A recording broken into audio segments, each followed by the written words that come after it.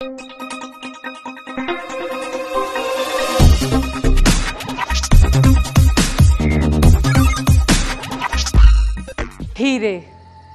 मोती, माणिक और जवाहरात, ये बेशकीमती पत्थर तो आपने सुने ही होंगे, लेकिन क्या कभी आपने किसी ऐसे पत्थर के बारे में सुना है जो कहते हैं कि लोहे को सोना बना देता है? आखिर ये पारस पत्थर चीज क्या है? कैसा लगता है ये पारस पत्थर? लाल, काला, सफेद या सुनहरा? नमस्कार, मैं हूं नमिता सचदेव। पत्थर के माया लोक में आपका स्वागत है। माया लोक।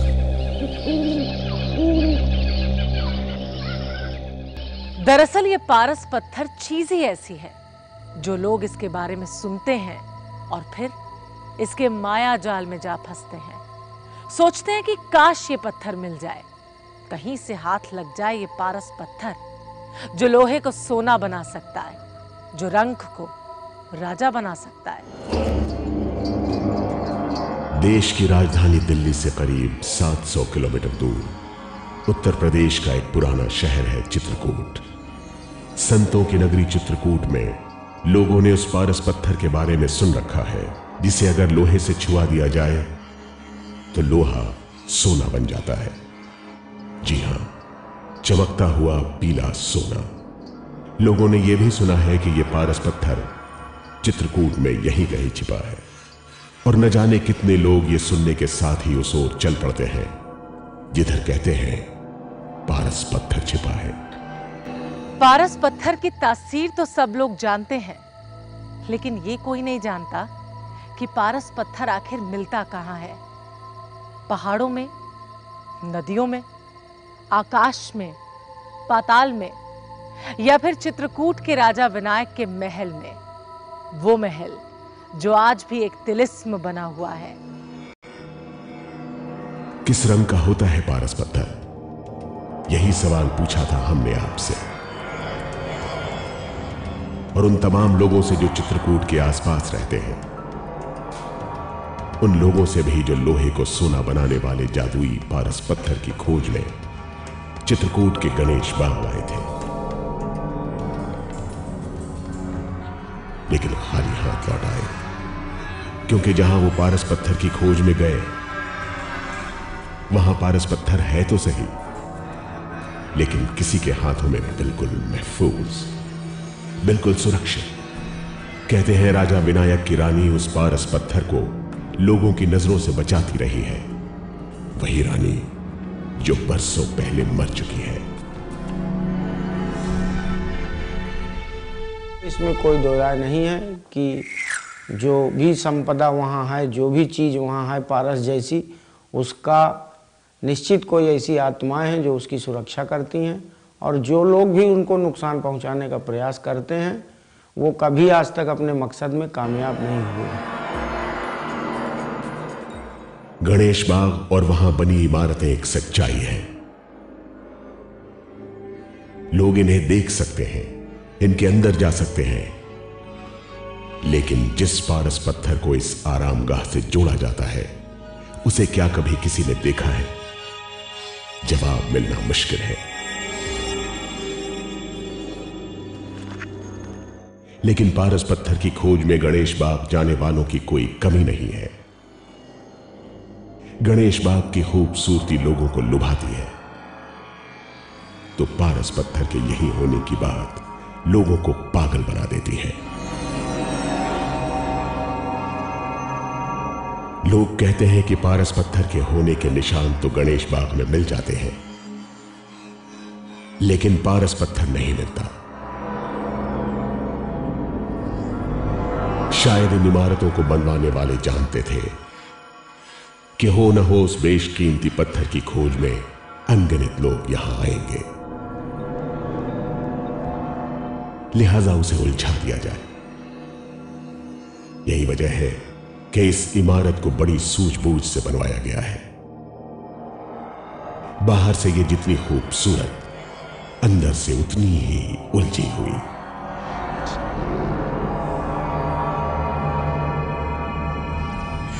जमीन के नीचे कई तलों की मंजिलें, टेढ़े मेढ़े रास्ते, अंधेरी सुरंग, कुछ निशान, कुछ मूर्तियां और इन सब के पीछे छिपा पारस पत्थर का गहरा राज। यह सब कुछ एक पहेली जैसा है। क्या जो इस पहेली को सुलझाएगा वही पारस पत्थर का हकदार होगा?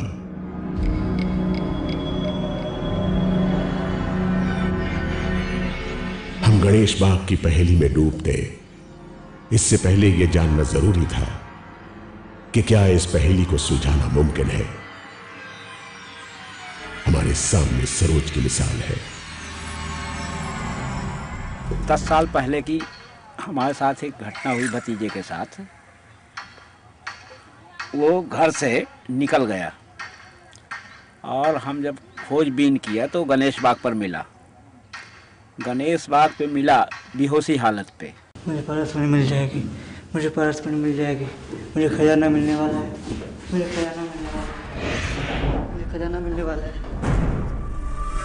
मुझे खजाना। कुछ घंटों बाद सरोज की बेहोशी टूटी, लेकिन पारस पत्थर की रट नहीं। वो बार बार एक ही बात दोहरा रहा था कि मुझे पारस पत्थर मिल जाएगा, खजाना मिलने वाला है।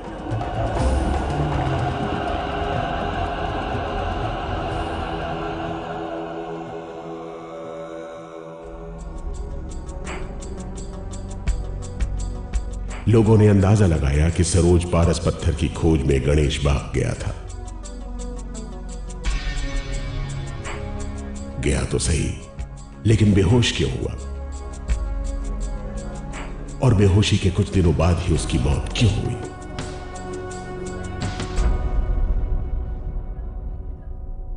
वही दिन रात उसी में पारस पत्थर खजाना कुछ चिल्लाता रहता था कि मुझे बहुत बड़ा खजाना मिलने वाला है गणेश बाग पे। यही चिल्लाता रहा।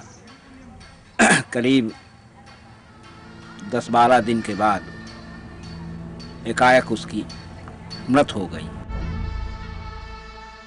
चित्रकूट में इस मौत के बाद लोगों ने अंदाजा लगाया कि हो न हो सरोज पारस पत्थर के करीब था और उसका सामना उससे ही पड़ा जिसे लोग रानी की रूह कहते हैं।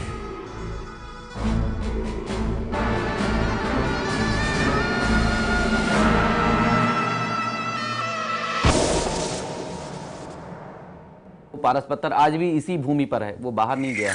और उस पत्थर की जो रक्षा है, उस मणि की जो रक्षा है, वो राजा विनायका की जो पत्नी है, वो उनकी आत्मा जिसको रूह बोलते हैं, वो उसकी रक्षा करती। इसीलिए आज तक कोई वहां पर पहुंच नहीं पाया है।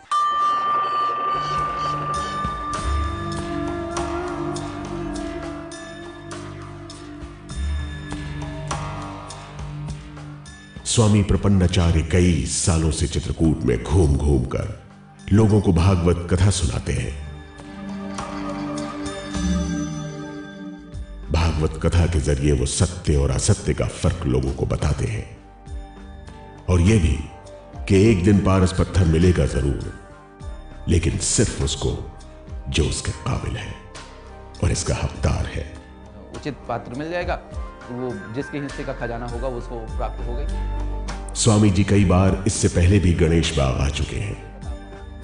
वो भी मानते हैं कि खजाना और पारस पत्थर का राज भी गणेश बाग की इमारतों में ही छिपा है।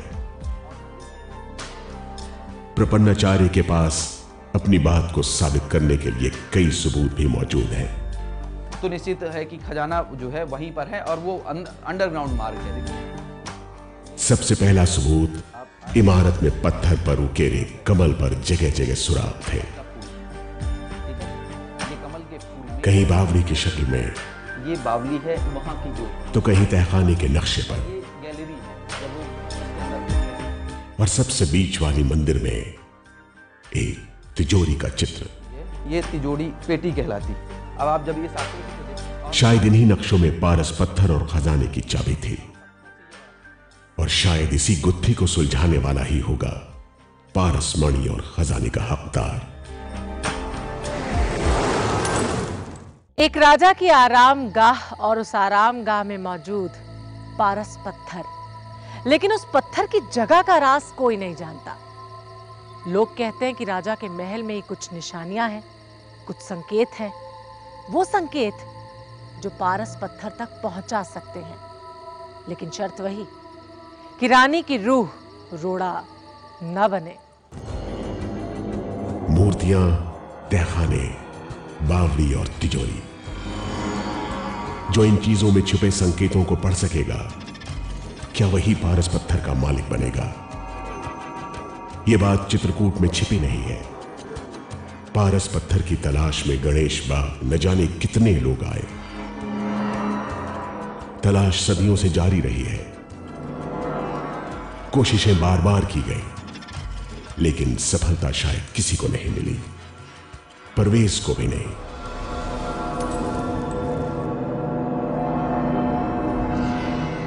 परवेज भी उस रात अपने दोस्तों के साथ वहां आए थे और मकसद था पारस पत्थर की तलाश। रात में आरामगाह में लोगों को आराम कम और डर ज्यादा लगता है, न जाने क्यों। परवेज और उसके साथी भी बेखौफ नहीं थे, लेकिन पारस पत्थर की ख्वाहिश ने डर छोटा बना दिया था। खुदाई शुरू हो गई। परवेज के साथियों ने 2-4 फावड़ा चलाया ही था कि अचानक एक आवाज ने उनका ध्यान खींचा।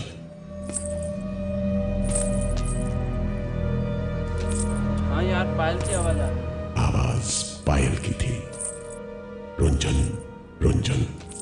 क्या बात करते हैं? इन आवाजों को उन्हें नजरअंदाज करना था, सो कर दिया।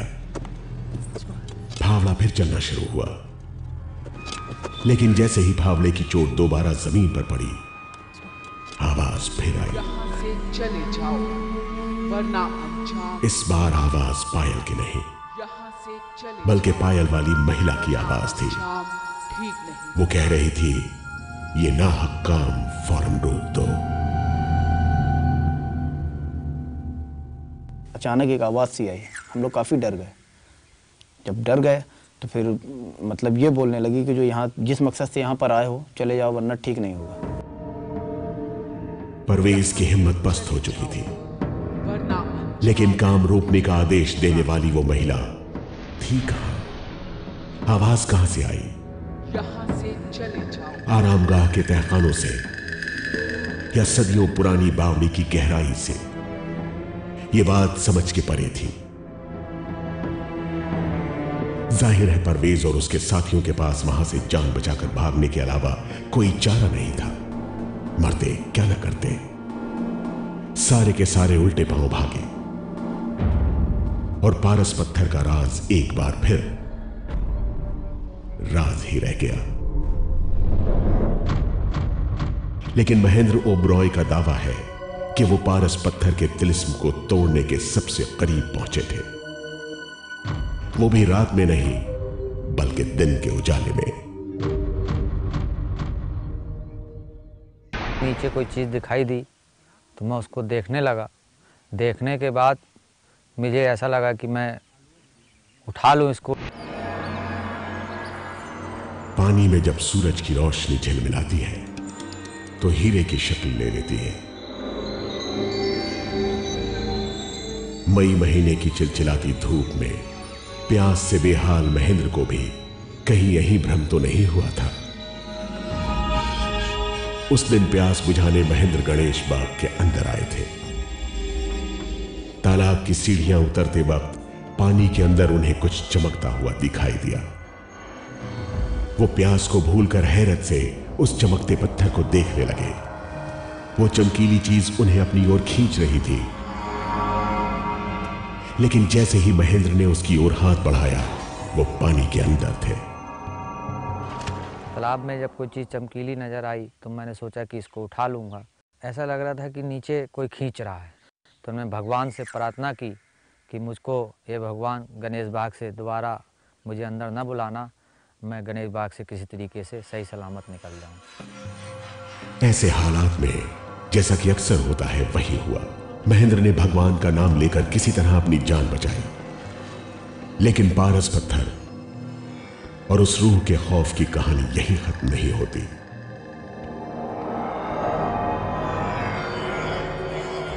लोग इस बात को बखूबी जानते हैं कि रानी कौन है।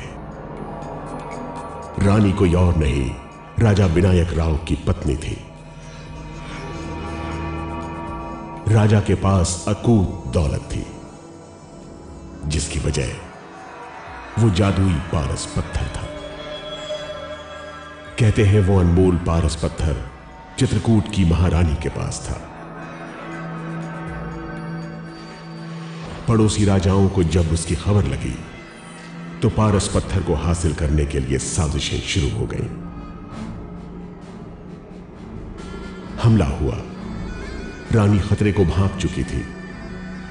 वो पारस पत्थर को हर हाल में दुश्मनों से सुरक्षित रखना चाहती थी। इसलिए रानी ने पारस पत्थर को महल में ही कहीं छुपा दिया। इसके बाद रानी का क्या हुआ किसी को कुछ पता नहीं। पता है तो सिर्फ इतना कि पारसमणि महल में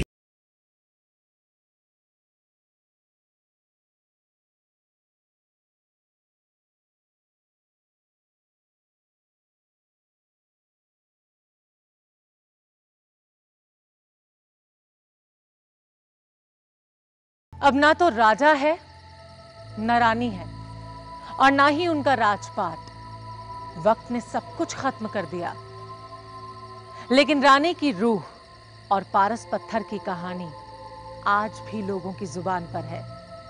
हम यहां पर पारस पत्थर खोजने नहीं आए थे, इसीलिए ना तो हमें पारस पत्थर मिला, न ही उसे सहेज कर रखने वाली रानी की रूह। हमें तो बस मिला किस्से कहानियों का मायालोक।